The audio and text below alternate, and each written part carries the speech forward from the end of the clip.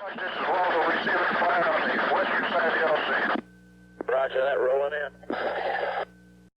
I'm ready. Waldo, this is Pick. Yeah, you got 60, still I 64. see all kinds of goddamn fire on the west side of the LC, and my minis are in off.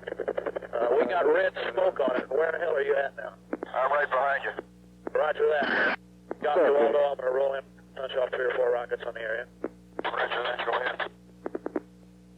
This is Waldo. I'm still receiving heavy fire over it. I'd like to work in here and get over. Take that, Waldo. Go pick up the slick that just made the 360. Break right up the fire over here to the north. Roger that, I got him. Now, Waldo, this is Pigpen. We received fire from the east. It looks like these son of a bitches have got it surrounded. Roger that. Going out to the north and pick up Windy.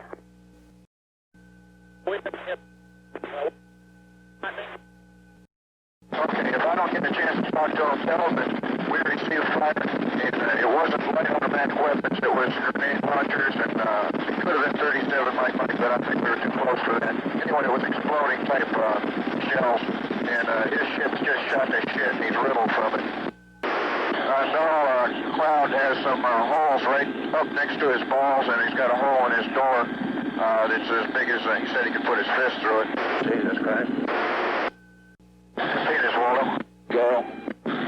Joe Jason Pigpen back at this time. He shot the shit, and we received not just light automatic AK fire, it was... How's this looking? Looking okay? Man, in this mode, the camera really burns up the battery. I only have one battery for it. I guess I could plug it in to a power supply and run it longer. But that would mean that I've got a brain in my head.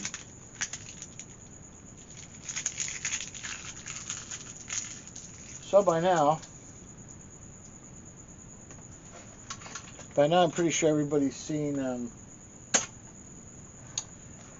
the video of us up in Pismo and me being in the backyard. And I talk about what's going on. But anyway, that's all on track, so I don't need to talk about that anymore, at least for now.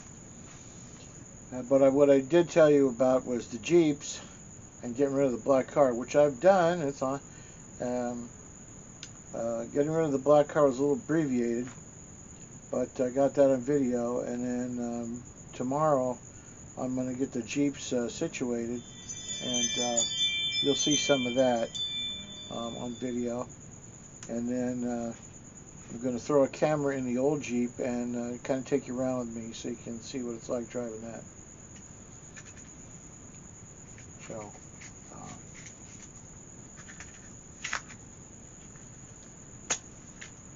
and I found a cigar in the black car, my Mitsubishi Montero. I'm sorry, my Galant. My Mitsubishi Galant. God knows how long this cigar sat in there. I fully intended on smoking this cigar.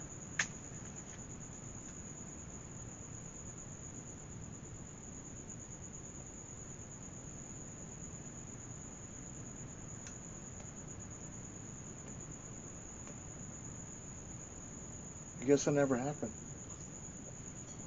Okay.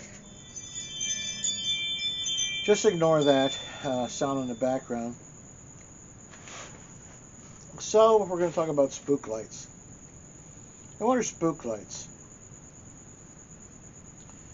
Spook lights, ghost lights, or treasure lights, money lights, depending on who you listen to, are mysterious luminous objects that are sometimes associated with treasure, sometimes not.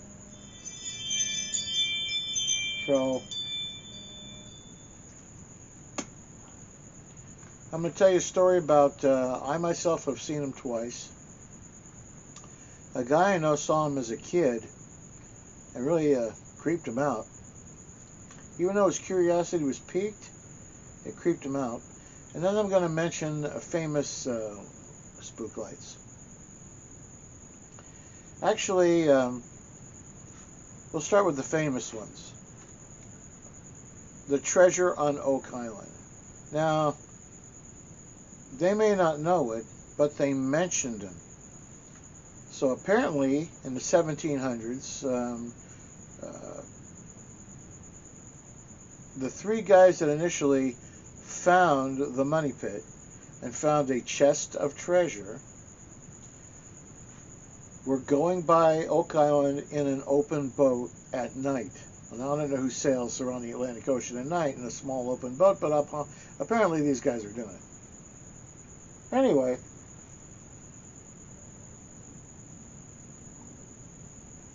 when they were sailing past the island, they saw a mysterious light in the forest. They thought it was like a small fire. And they saw it, this white light kind of dancing around in the trees. So they landed their boat on the island. I guess they could have been too far from the island, and took off into the woods at night without any type of flashlights, following the light. When they got to where they thought the light was, that's where they found a depression in the ground and the block and tackle hanging from the sturdy limb of an old oak tree, and they dug down underneath it, and they found a chest full of treasure, and they kept digging down, and they found the logs, and at the 90-foot level, they found that mysterious stone, and blah, blah, blah, so on and so forth. But they said initially they saw lights in the woods, and that got them there. The second relatively famous spook lights are the Maffra lights in Texas, where people have been seeing these lights for a century. And to this day, no one knows what they are. People have filmed them. There's motion pictures of them. But no one knows what they are, and no one's been able to find out what they are. There's also some famous lights called the Brown Mountain Lights. And then the least known of the quote-unquote famous ghost lights actually happens out here at Amboy, California, where mysterious lights have been seen off and on since the pioneer days out by Amboy, by the volcanic craters. Now, some people will tell you it's like luminous volcanic gas or whatever, but the fact of the matter is that nobody knows exactly what these lights are.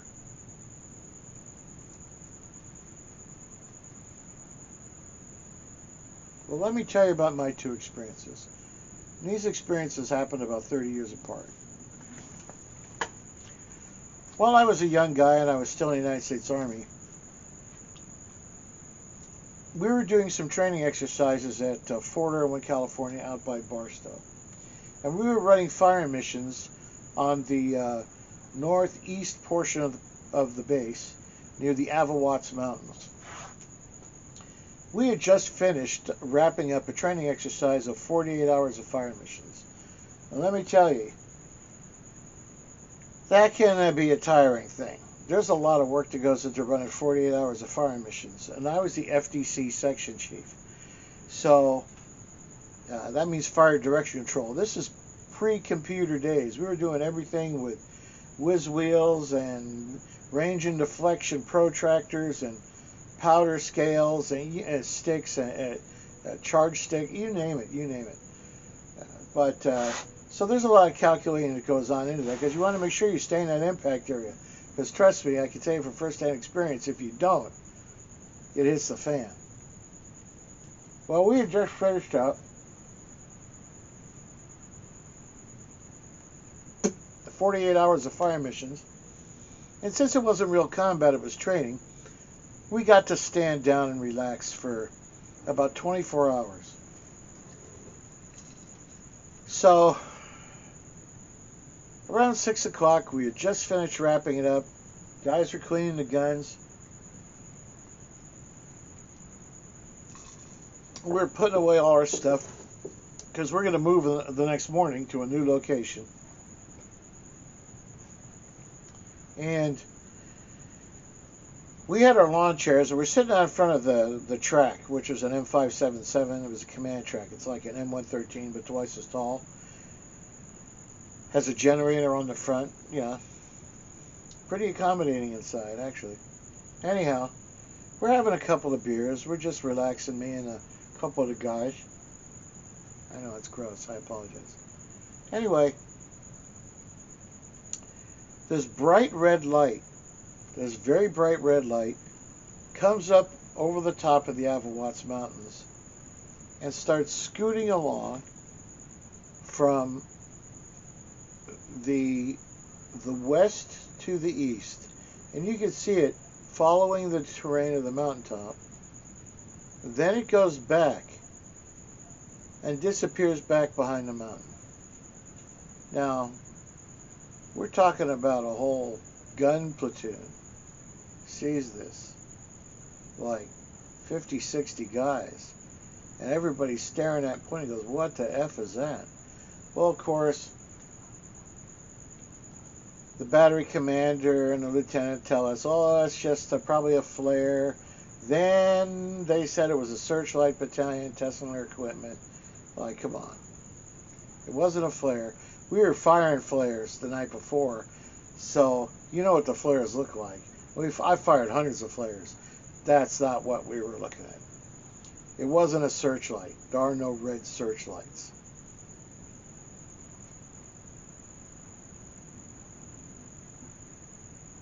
And you can't see infrared with the human eye. At least I can. Maybe you can. So we packed up all our stuff the next morning, and we took off to a new firing location. We set up. We ran fire missions all day, but we were just doing it for the day. We stopped firing around 6, 7 o'clock at night. It was getting dark. This is in the fall. And then we started packing all our stuff up because the very next day we were loading back up and heading back to our base. Well, that light, we were still firing towards the Avawatz Mountains. Well, sure as shooting, that light was back the next night. And we could see it doing the same thing. It came up from behind the mountain and started to creep along the ridge line, and then it went back, and it was moving pretty quick. It was moving pretty quick. It was going like this quick. Anyway, now they said it was a helicopter. Like, okay. It wasn't a helicopter. No. Not moving as erratic as that thing was. Up and down, back and forth. Then it disappeared back on the other side of the Avawatz Mountains. And that light was on and it was bright. We were about 15, 20 miles from the Avawatz Mountains, maybe a little bit closer. And it would cast a shadow. If you turned around and looked, you cast a shadow from it. That's how bright that red light was.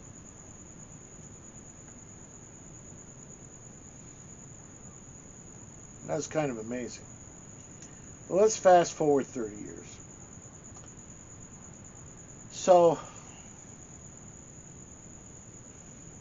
I was on vacation, and we all decided that a couple of buddies of mine and I, there was like 5 of us, we decided to go camping on a regular spot out by Chubbuck, California. We got all the way out there, and we spent, I got there first. I got there Thursday morning. They met me Friday, Saturday, and Sunday, everybody left. And since I was on vacation, I was going to stay over till Monday morning. So it gets dark. Now, this is like January. It's pretty chilly. It gets dark. I'm sitting on a lawn chair. I got a small fire going, right? I'm getting ready to turn the radio on. I was going to listen to the, at that time, at 9 o'clock, KNX 1070 played the drama hour, which had the Jack Benny Show followed by George Burns, Burns and Alley.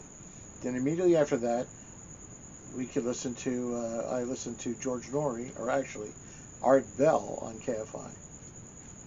Well, I was sitting there, I had the radio playing, when all of a sudden, up against the Old Woman Mountains, about 10 miles away, to the left, or the north of that, is a long canyon that goes up several miles up into the Old Woman Mountains.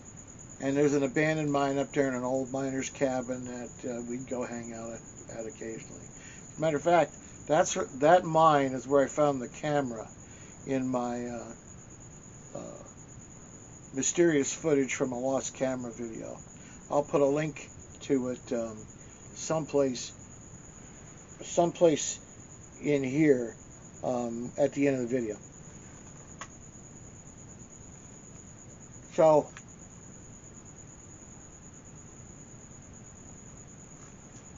a very bright white light appears instantly up in the canyon, just like you turn the light on in your house.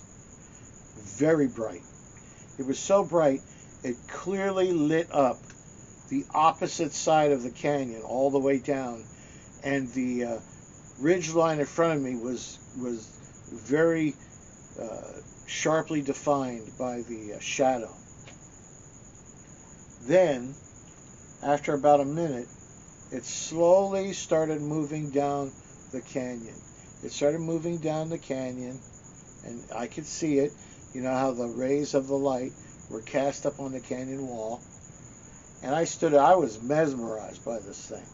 And it was bright, and I thought, is that somebody with a big ass 4x out there and they got a bunch of lights that we didn't see go up there? Because you can see people turning up the Black Metal Mine Road from where we camp. Well, the light comes down to the end of the canyon and then makes a turn to the south and starts moving along the base of the Old Woman Mountains in a perfectly straight line. Just like the tip of this cigar.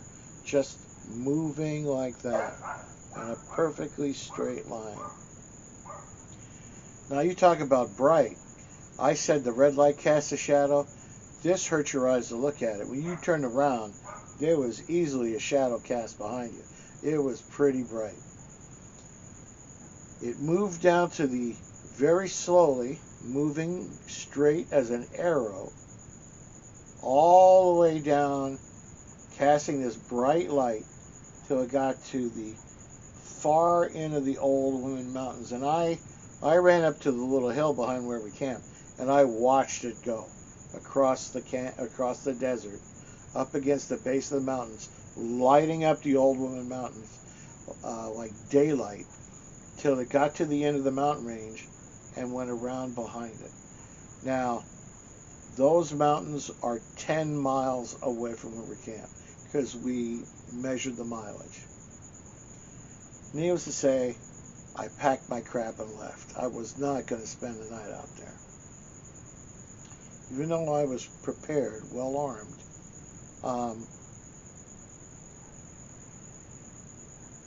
I wasn't going to wait there. Now, for all you UFO people, if you really read a lot of stories, almost nobody, I'm not saying everybody, but almost nobody who had firearms has been abducted by aliens. I'm not saying it's never happened. But almost nobody's ever been abducted by aliens who was armed. That means, apparently, they're afraid you're going to do something about the abduction. Now let me tell you about this story a buddy of mine told me years ago. This happened in the 60s. And not too long, well, I don't know exactly when, in the 60s. But he and his old man were driving down Route 66 heading towards Needles. And it was late at night. He said it was like after midnight. And they're driving along, and there was almost nobody on the road. It was the middle of winter. They're driving down towards Needles. I think they were visiting a relative. I think he had an aunt or a grandmother lived out that way. But anyway, long story short, they're driving along, and he noticed off on the right-hand side of the road, now they were in a pickup truck, a little ball of flame. He said it was bigger than a softball. It was about that big, and it was rolling along the side of the road, just merrily going down the side of the road, spinning, bumping over stones, onto the pavement, off onto the median, just kind of wibble-wobbling down the road. And this old man just was fascinated by this thing. Now, he said as a kid, he was like 8, he was kind of creeped out by it, but he just couldn't stop watching it. And it would give off little jets of fire as it rolled, and little puffs of smoke. They could see it in the right-hand side, in the headlights on the right-hand side, and it was just rolling along the side of the road. So his dad slowed down and stayed behind it. He said they followed it for 5 or 6 minutes as it rolled.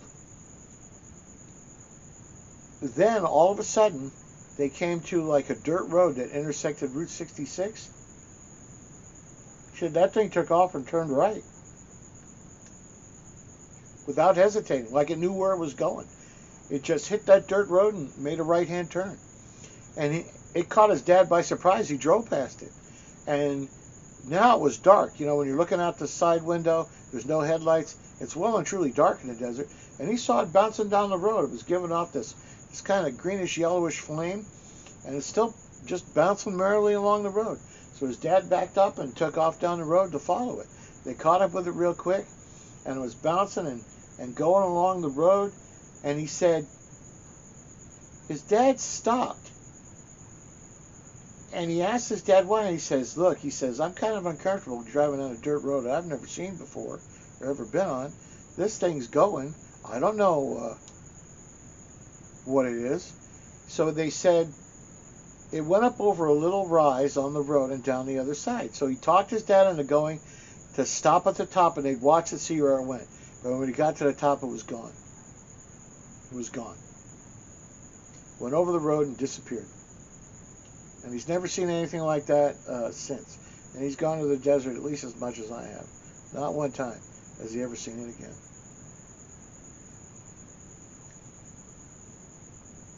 And his dad always chalked up to, it's just one of those things. You know, seen something like that. But, once again, we're coming to the end. What was that little ball of flame my buddy saw rolling down the road? I mean, a burning bush? They followed for 10 or 12 minutes. It's not a burning tumbleweed. It was too small. And anything that small would have been consumed pretty quickly, because he said it was a ball of fire. It wasn't a rolling thing with sparks and cinders and ashes. It was a ball of flame, a self-sustaining ball of flame. And it made a right turn. It was rolling along and just made a right turn and went down the road. Then when it got when they followed it for like 6 or 8 minutes down that road, they stopped and went over the rise and disappeared. Disappeared. Never figured out. What did I see? What was that bright white light? Was that a spook light, a ghost light, a money light? I don't know. I wasn't going to go find out. But then again, it was bright. It wasn't a planet because it was close to the ground on the west side of the Old Woman Mountains, you know. And it was moving nice and slowly, crossing across the mountain range. We've seen helicopters out there, and even at that distance, you can hear them. Yeah. And the terrain is not smooth, so if it had been a truck or a vehicle, it would have gone like this. Nope, dead smooth. But we did see an erratic red light when I was in the Army 2 nights in a row. Not just me, but 50 other guys.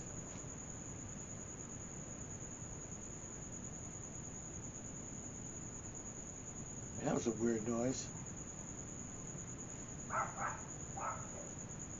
Anyway,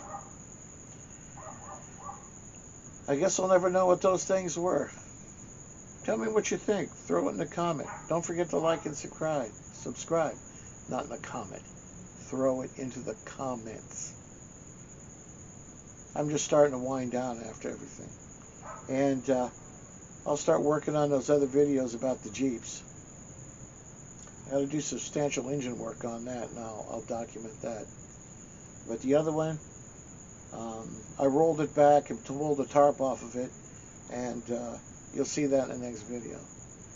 So, once again, everybody, ciao for now, and thanks for watching.